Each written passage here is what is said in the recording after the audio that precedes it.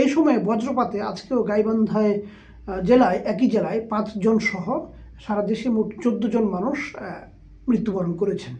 এবং আপনারা জানেন যে বিশেষ করে মার্চ, এপ্রিল, মে, জুন, জুলাই, আগস্ট পর্যন্ত এই 6টি মাস বাংলাদেশের আবহাওয়ার জন্য খুবই বিপজ্জনক পরিস্থিতি এবং ব্যাপক হারে বজ্রপাত এখানে হয়। এবং বজ্রপাত নিরোধের ক্ষেত্রে সরকারের এখনও যে কিছু ব্যবস্থা নেওয়া দরকার ছিল সেই ব্যবস্থাটা আমরা এখনও পর্যাপ্তভাবে নিতে পারিনি। বিশ্বের অনেক দেশই সেটা নিতে পারেনি বা অনেকে নিতে পেরেছে।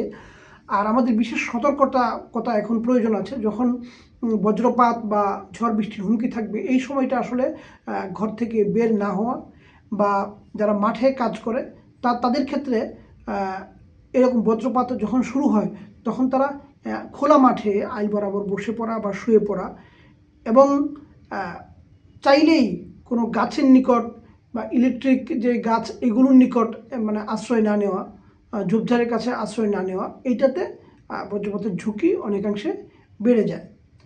এবং এর পাশাপাশি এই ঝড় বৃষ্টির সময় বাইরে থাকা খুবই মুশকিল এবং বিপজ্জনক, এটা আপনারা এড়িয়ে চলবেন।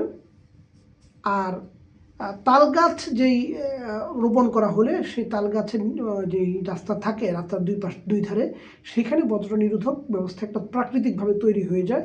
তো এই জায়গাটাতে ফোকাস করে আমরা রাস্তার দুই পাশে বেশি করে তাল গাছ রোপণ করব। আর সবচেয়ে বেশি জরুরি হচ্ছে আমরা সতর্ক থাকব, বিশেষ করে এই 6টি মাস বজ্রপাতের সময় বাহিরে বের হওয়া থেকে।